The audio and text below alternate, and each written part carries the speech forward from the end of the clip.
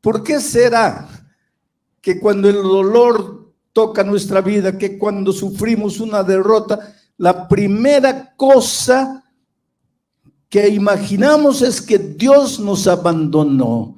¿Dónde está Dios? Pero cuando trabajamos nuestra derrota, porque hay que trabajarla, ahí no nos acordamos de Dios para nada. Pero cuando la derrota, ¿por qué Dios? ¿Dónde está Dios, querido? Dios está donde siempre estuvo, a tu lado. Tú eres lo más precioso que Dios tiene en esta vida.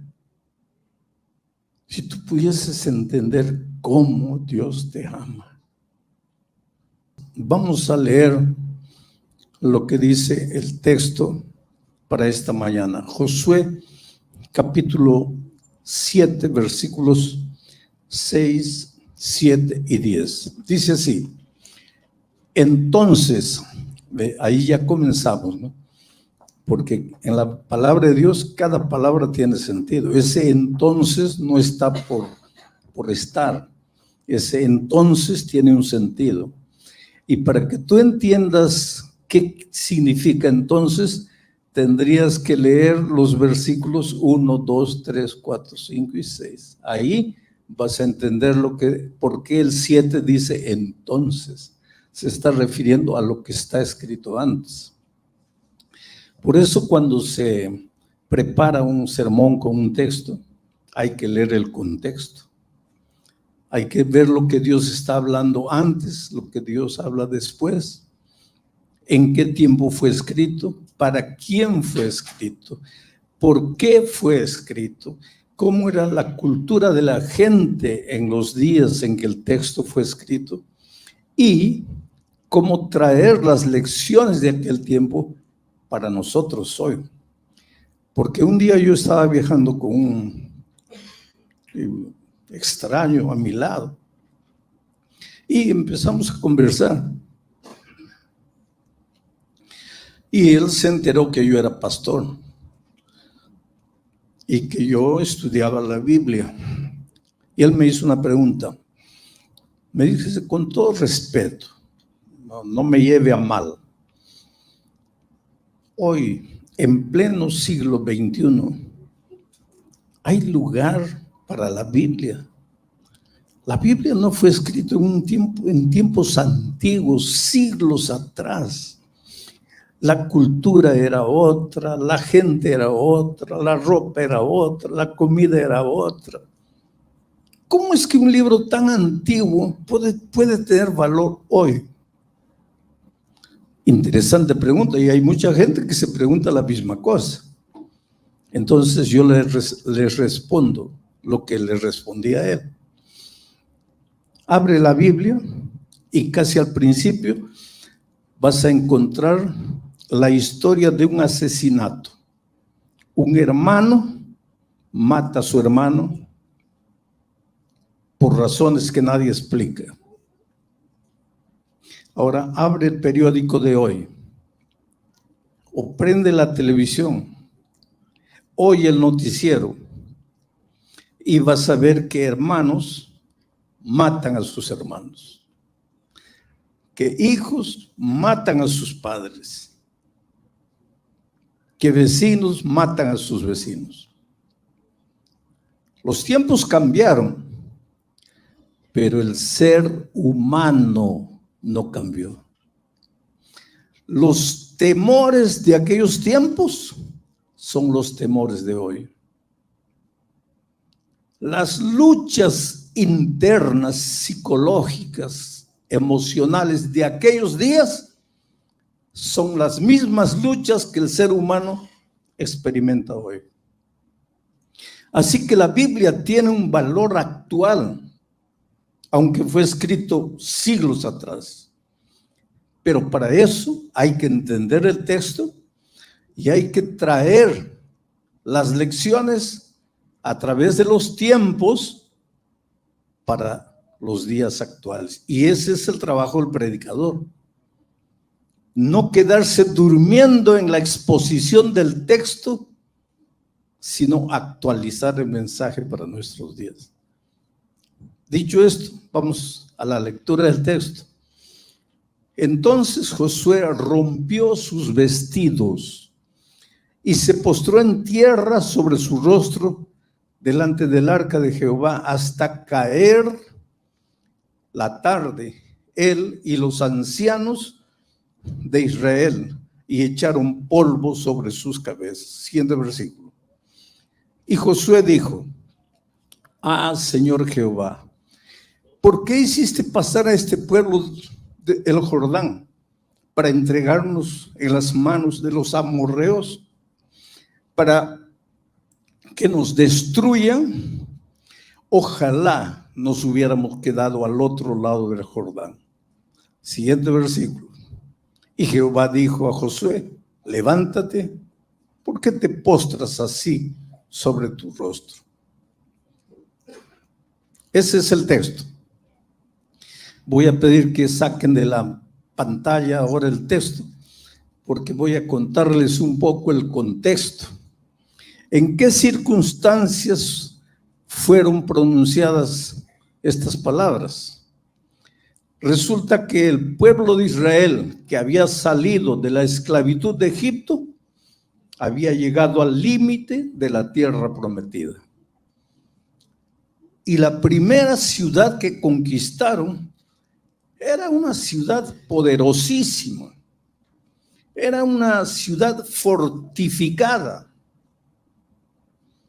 Sin embargo, milagrosamente el pueblo de Dios derrotó al ejército de los cananeos. Jericó cayó bajo el poder y las manos del pueblo de Israel. Dios había prometido, cuando liberó a Israel de Egipto, que les daría la tierra prometida. Primera lección: los hijos de Dios no nacimos para la derrota, para el fracaso, para la incompetencia, para la mediocridad, para el pesimismo. Los hijos de Dios nacimos, vinimos a este mundo para vivir vidas plenas de victoria, vidas realizadas, vidas plenas, felices. El problema es que por algún motivo este mundo está contaminado y uno de los virus, de las bacterias que aniquila la vida de mucha gente es justamente la derrota. Creo que todos nosotros, de alguna manera o de otra, ya hemos sufrido alguna derrota en la vida financiera, en la vida profesional, en la vida familiar, en la vida personal, en nuestras relaciones humanas. Alguna vez hemos sido derrotados. Israel, después de aquella tremenda victoria sobre Jericó, una ciudad que humanamente, desde el punto de vista de cualquier ser humano, sería imposible ser derrotada, fue derrotada, no por la fuerza de Israel, sino por el poder de Dios. Porque si ustedes leen la historia, Israel no movió un dedo para conquistar Jericó. Solo cantaron, solo alabaron el nombre de Dios. Solo tocaron trompetas y los muros cayeron y la gente fue derrotada. Eso es lo que Dios quiere de ti, que tú salgas en la vida con espíritu de alabanza, de adoración, de júbilo, de alegría, que tú creas en las promesas divinas, no que te quedes en la casa sentado esperando que un empleo caiga del cielo. No que te quedes en la cama lamentándote lo que pasó. Dios quiere que salgas con espíritu de alabanza. Tú vas a ver que al final de cuentas no vas a mover un dedo, porque el mismo Dios que te llamó para la victoria, te va a entregar la victoria. Pero si tú sales, no si te quedas sufriendo, llorando, sintiéndote derrotado. El pueblo de Israel conquistó Jericó. La segunda ciudad cananita que debería conquistar era una ciudad llamada Ai. No era nada esa ciudad comparada con Jericó. Tanto así que Josué envió espías para ver, y los espías volvieron y dijeron: mira, Josué, no tenemos por qué mover todo el ejército. Mandemos unos 2,000, 3 hombres, que es suficiente. Esa ciudad no es nada. Si hemos derrotado Jericó, ¿qué no vamos a derrotar a esos pobrecitos hoy? Y ellos se olvidaron de Dios y ahora partieron por sus propias fuerzas y fueron vergonzosamente derrotados. Murieron 36 o 39 israelitas en la batalla. Llegaron a la ciudad heridos, cojeando, sangrando.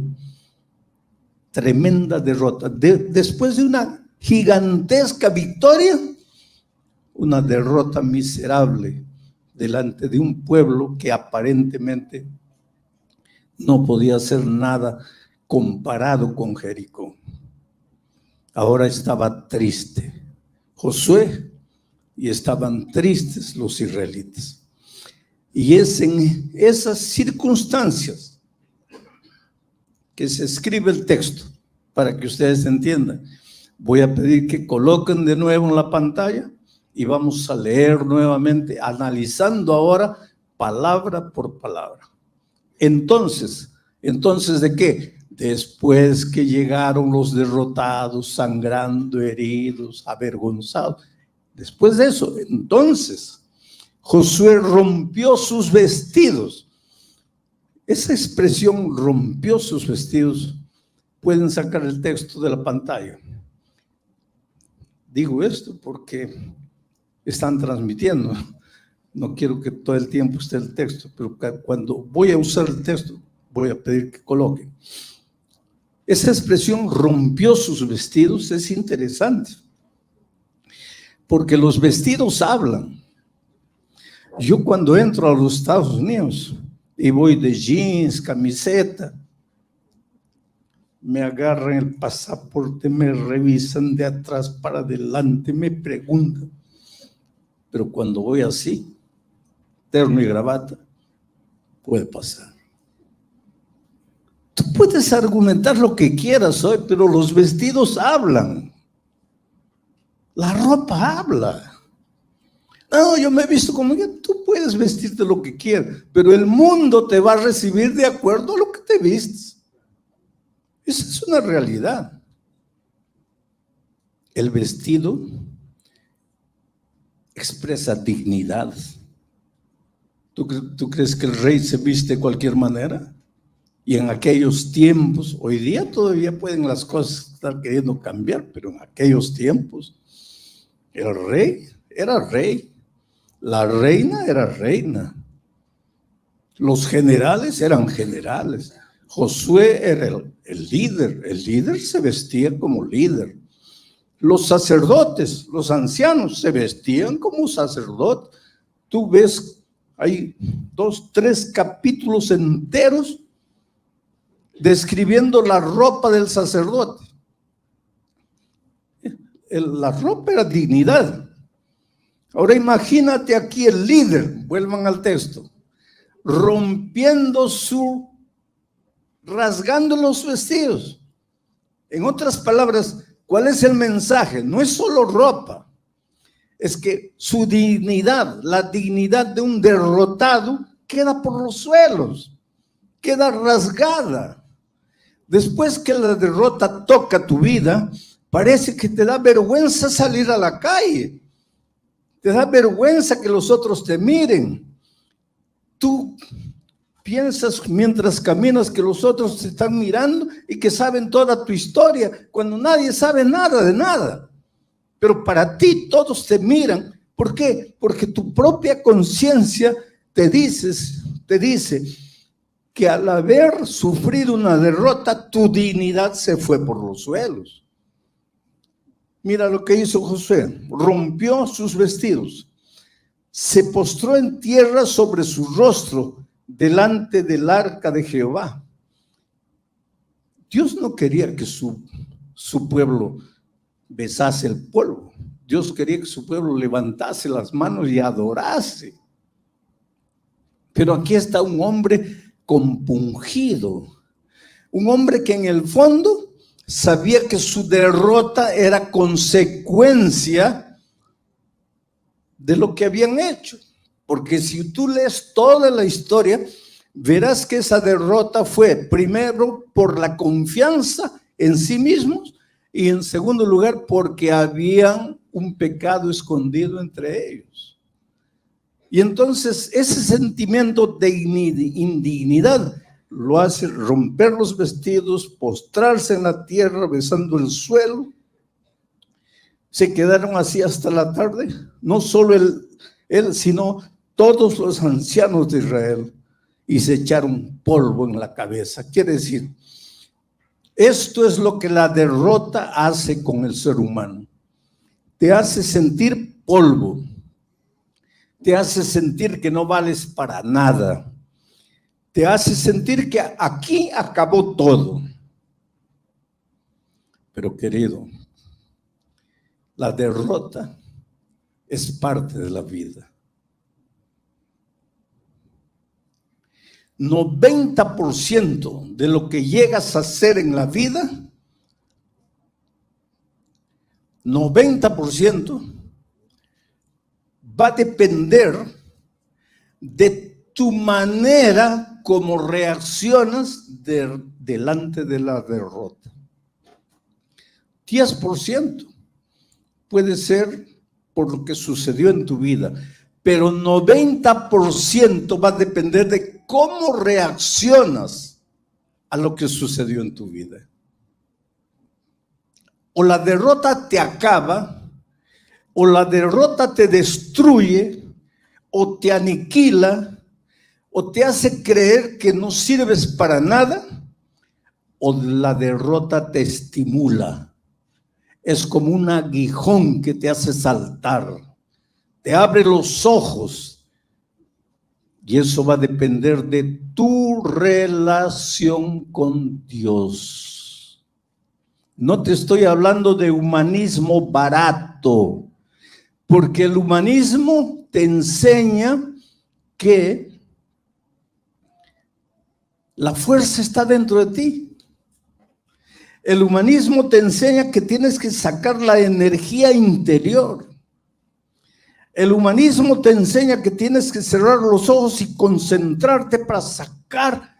Hay una fuerza invisible dentro de ti. Eso es lo que enseña el humanismo. Pero el cristianismo te enseña a dejar de mirarte a ti mismo y a mirar al Señor Jesucristo.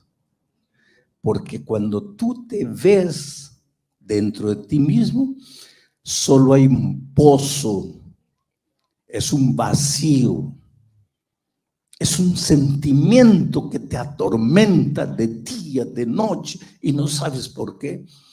Yo siempre cuento la experiencia de un hombre millonario en el Brasil, que un día la secretaria le dio un libro mío. Yo agradezco a las editoras del mundo. Aquí la Sa Feliz es una de las que edita mis libros y creo que es la editorial que esparce mis libros en varios idiomas. Los otros editan en la lengua del país, ¿no? Pero un libro mío llegó a las manos. En Navidad la secretaria le dio de regalo a su jefe un libro mío. Y él lo dejó ahí, ¿no? Pero un día que se sentía mal, se sentía vacío, comenzó a hojear el libro. Entonces llamó a la secretaria y le dijo, mira, márcame una cita con este hombre. Pobre secretaria, ¿dónde me iba a encontrar? El Brasil es un país de 200 millones de habitantes o más. ¿Dónde me iba a encontrar? Pero jefe es jefe. Y si el jefe es un millonario, pues la muchacha tuvo que ir para aquí, preguntar aquí, hasta que me localizaron. Y yo no tenía tiempo para ir a San Pablo para encontrarme con esta persona. Pero iba a viajar un día, iba a parar en San Pablo. Le dije, lo que puedo hacer es parar ese día, un día ahí, para hablar con este hombre. Y yo sabía quién era. Uno de los hombres más poderosos del Brasil. Cuando hay un movimiento financiero en el país, los periodistas corren a pedirle su opinión. Es un hombre extraordinario. Da trabajo a miles y miles de personas. Y me sentí emocionado cuando me senté frente a él. Y él me dijo, usted se debe estar preguntando por qué lo llamé. Me dijo, mire, yo soy un hombre rico, usted sabe. Claro, yo sé. Yo puedo comprar lo que quiera. No hay nada en el mundo que yo pueda comprar, que yo no pueda comprar. No importa cuánto cueste. Yo puedo viajar a cualquier país del mundo, no necesito comprar un pasaje. Yo tomo mi propio avión, mi propio piloto para que me lleve a donde yo quiera. Y me comenzó a hablar de las riquezas. Y yo pensaba dentro de mi corazón, pero ¿qué quiere este hombre? ¿A dónde quiere ir? Y él me dijo, mire, usted sabe que hombres millonarios generalmente explotan a sus trabajadores. Yo no. Puede preguntar a cualquier trabajador mío, ellos me consideran un padre. Usted sabe que hombres de mucho dinero pueden tener la cantidad de mujeres que quieran. Yo no. Yo soy fiel a mi esposa. Usted puede preguntarle a mi esposa. Usted sabe que hijos de gente de mucho dinero generalmente malgastan el dinero de los padres. Mis hijos no. Ellos van a continuar haciendo crecer el imperio financiero que yo construí. Yo vengo de la nada. Yo nací pobre. Y todo esto lo hice con trabajo. Yo no necesito a Dios. Entonces eso despertó más mi curiosidad. Pero entonces, ¿qué quiere este hombre? ¿Para qué me llamó? Y él me dijo, yo lo llamé porque cuando llega la noche y me acuesto, siento como un dolor aquí dentro, como un vacío que me incomoda, que no me deja dormir.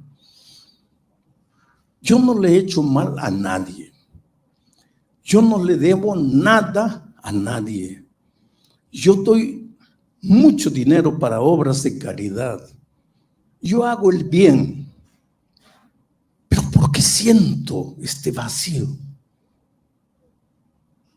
Y leí su libro. Y por eso lo llamé. Quiero que me diga qué me falta. Solo le pido dos cosas.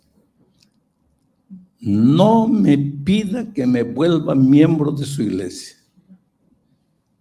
Y dos, no me hable de Jesús. Le dije, pero usted sabe que yo soy un pastor. Sí. Y los pastores solo saben hablar de Dios, de Biblia, de religión. No pueden hablar de otra cosa. Le dije, yo puedo hablarle de lo que usted quiera. Si usted quiere, yo le hablo del fútbol. que el Real Madrid va a ser campeón de la Champions. Estoy bromeando. Yo le puedo hablar de fútbol. Yo le puedo hablar de la cotación del dólar. Yo le puedo hablar de la tendencia de la bolsa de valores. Le puedo hablar de política, de historia, de lo que usted quiera. Pero usted me hizo una pregunta específica. ¿Qué me falta? Y dólar no le falta. Acciones en la bolsa de valores no le falta. Fútbol no le falta. Política no le falta. Pero usted no quiere que hable de Jesús. Y lo que le está faltando es Jesús. ¿Pero por qué? Porque un día usted salió de las manos de Dios. Usted está aquí. Está incompleto. Porque lejos de Dios usted siempre será incompleto. Necesita devolverse a Dios para ser completo. Pero usted no quiere. Usted aquí solo confía en su fuerza, en su capacidad empresarial y ahora confía en el dinero. Pero nada de eso lo va a satisfacer nunca. Usted necesita devolverse a Dios. Él me miró una y otra vez. Me dijo, gracias por haber venido. Déjenme pensarlo. Y así terminó nuestro encuentro. Y en la persona de ese hombre, yo vi la realidad de tanta gente en el mundo. He hablado con políticos, con estrellas de televisión, con gente famosa, que con lágrimas dicen, pastor, mi vida está destruida. Me siento mal. Necesito algo, pero no sé qué. Oh, querido, necesitas a Jesús. El ser humano es un ser humano triple. Tiene tres lados. Un lado físico, un lado mental, emocional y un lado espiritual. Pero hay gente que piensa que tiene solo dos lados, un lado físico y un lado mental, emocional, pero que no tiene el lado espiritual. Sin embargo, el lado espiritual es la base para que el triángulo se mantenga en pie. Saca el lado espiritual y el triángulo se viene abajo. Es el lado espiritual que sostiene al triángulo. Alguien me dijo una vez, pero yo no tengo un lado espiritual. Le digo, ¿usted cree que no tiene? No, yo no tengo ningún Dios. Usted cree que no tiene. Su Dios es su propia idea. Es su propia filosofía de vida. Pero usted tiene un Dios. Todos tenemos un lado físico. Eso quiere decir que tenemos hambre y que tenemos sed y que tenemos sueño.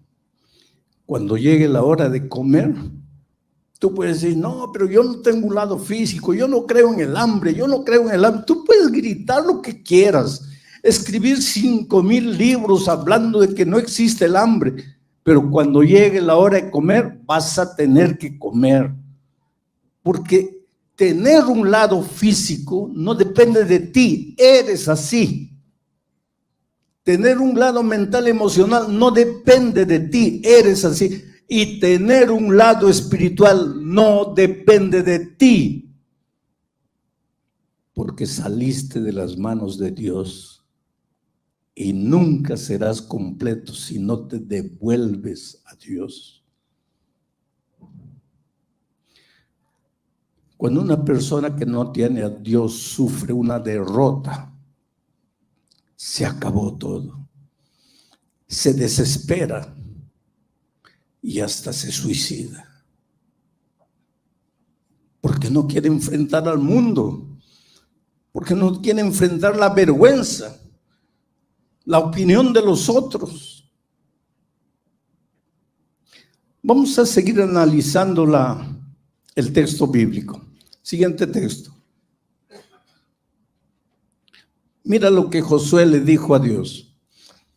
Ah, Señor Jehová, ¿por qué hiciste pasar a este pueblo el Jordán para entregarnos en las manos de los amorreos, para que nos destruyan?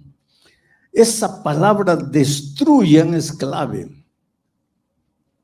porque la derrota te puede destruir, te puede anular, te puede condenar el resto de tu vida a vivir una vida de miseria, de conmiseración, arrastrándote como un gusano por la tierra, comiendo el polvo. Eso es lo que estaba sucediendo con Josué. En primer lugar, él buscó un culpable. ¿Quién es el culpable de la derrota? ¿Y sabes a quién le echó la culpa? A Dios.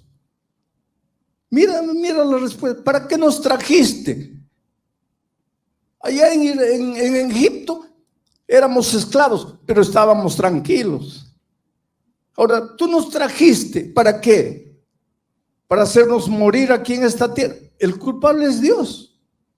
¿Por qué será que cuando el dolor toca nuestra vida, que cuando sufrimos una derrota, la primera cosa que imaginamos es que Dios nos abandonó? ¿Dónde está Dios? Pero cuando trabajamos nuestra derrota, porque hay que trabajarla, ahí no nos acordamos de Dios para nada. Pero cuando la derrota, ¿por qué Dios? ¿Dónde está Dios, querido? Dios está donde siempre estuvo, a tu lado. Tú eres lo más precioso que Dios tiene en esta vida. Si tú pudieses entender cómo Dios te ama. Es que vivimos en un mundo en que se banalizó la palabra amor. ¿Cómo un hombre puede mirar a la esposa después de 20 años y decir, ya no te amo? Mi amor se acabó. ¿Cómo se acabó? El amor no se acaba. Lo que pasa es que nunca amaste. Lo que tú llamabas amor no era amor. Era pasión, era atracción, lo que tú quieras, pero no te atrevas a darle el nombre de amor a un sentimiento humano y pasajero, inclusive porque el amor no es sentimiento, el amor es un principio. Los sentimientos pasan, el principio es eterno. Eso es lo que dice 1 Corintios 13. El amor es eterno. El amor no acaba nunca. Entonces, como vivimos en un mundo donde se banalizó la palabra amor, cuando yo digo, Dios te ama, tú eres lo más precioso que Dios tiene en esta vida, inconscientemente tú piensas, no, esa es frase bonita de predicador. No, querido. En las alturas de mi país, allá en la sierra peruana, un ebrio con una botella de alcohol en la mano, tambaleando, se acercó a mí y me dijo, ¿cómo Dios me puede amar yo no valgo para nada. Yo soy un pobre borracho, ebrio. Yo golpeo a mi esposa, a mis hijos. Yo gasto mi dinero en alcohol. ¿Cómo Dios puede amarte? Tú nunca vas a entender cómo Dios puede amarte. Yo no entiendo cómo Dios puede amarme. Pero Dios te ama. Para Él eres la cosa más preciosa que hay en esta vida. Y Él te conoce como tú no te conoces a ti mismo. Tus flaquezas, tus luchas, tus pensamientos, tus sentimientos más ocultos, más escondidos, aquellos que tú no tendrías el valor de contárselo a nadie, Dios sabe, y a pesar de eso te ama.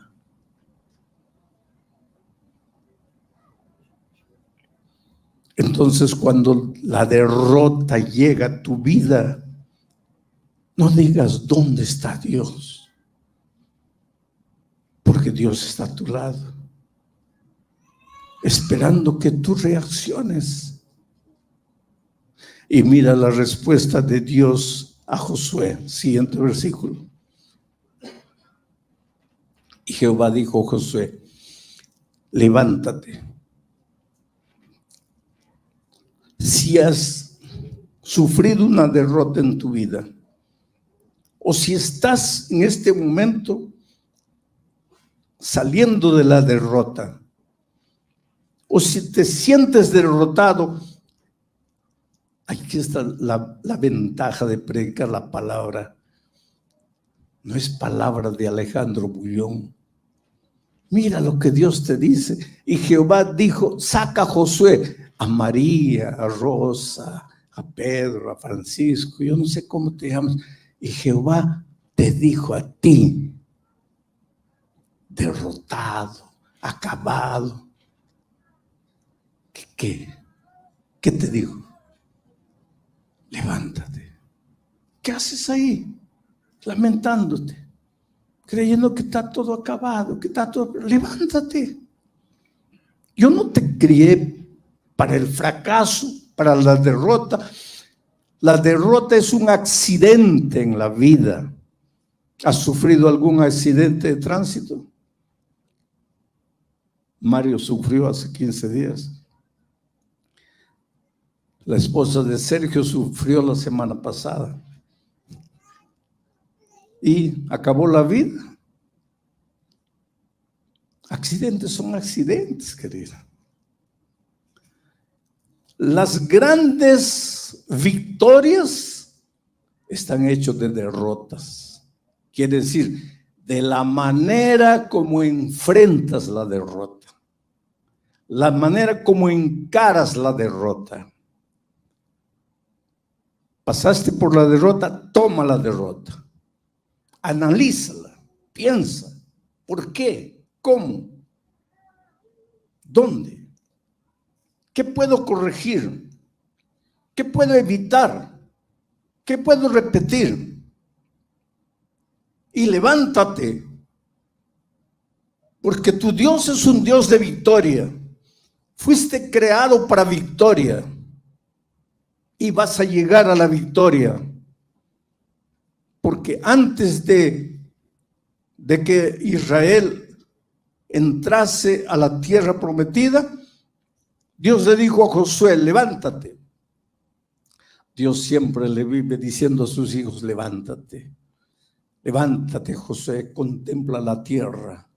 Desde esa frontera hasta la otra, toda la tierra es tuya.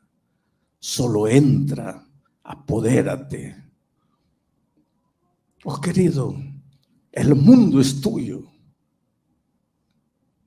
Los sueños todos son tuyos. Tus ideales, tus aspiraciones son tuyas. Dios ya te las entregó. Si Dios no hubiera colocado ese sueño en tu corazón, tú jamás hubieras soñado. Si Dios no hubiese colocado ese plan en tu mente, tú jamás hubieras imaginado. No nació de ti. vino de Dios, porque fuiste llamado para ser victorioso. Entonces levántate. No puedo. Jamás digas no puedo. Mi padre fue un hombre duro, ¿sabe? Ya que los hombres estrictos. Dos cosas heredé de mi padre. Nunca llegues tarde. Nunca debas dinero a nadie. Mi padre era un hombre duro y un día me dio un trabajo y se fue. Y yo intenté de una manera, no pude. Y cuando llegó mi padre, yo sabía, el castigo ya venía. Y cuando él me llamó, le dije, mire papá, antes que me castigues, quiero decirte que lo intenté. Intenté, luché, me esforcé, pero no pude. Y él me llamó, ven más. Y me acerqué, listo a recibir el castigo. Y me dijo, repite la última frase. ¿Qué? ¿Qué es lo último que me dijiste? No pude, papá. Yo intenté, pero no pude. Él me dijo, hijo, recuérdate esto en la vida. Lo único que tú no puedes es dar a luz. Todo lo demás, tú puedes.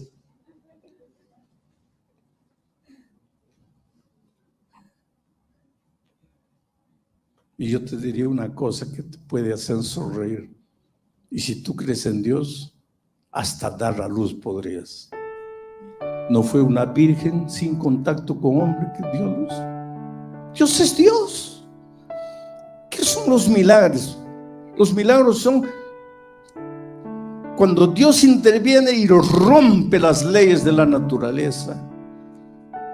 Porque la naturaleza dice que si pisas al agua te hundes. Ahora Dios viene y rompe la ley de la naturaleza y Pedro camina sobre el agua y no se hunde. Ese es Dios. El Dios de la victoria. Tu Dios. Pero tienes que estar seguro que es tu Dios. No es el Dios de los otros. No es el Dios de la iglesia, es tu Dios. Y para eso tienes que vivir una vida, una experiencia de vida real con Él. Tienes que entregarle tu corazón. Tienes que decirle, Señor, estoy aquí. Yo creo en ti. Yo te acepto como mi Dios creador.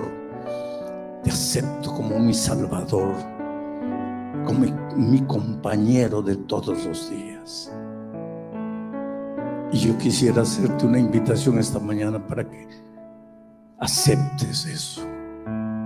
Que abras tu corazón y le digas a Dios, Señor, estoy aquí.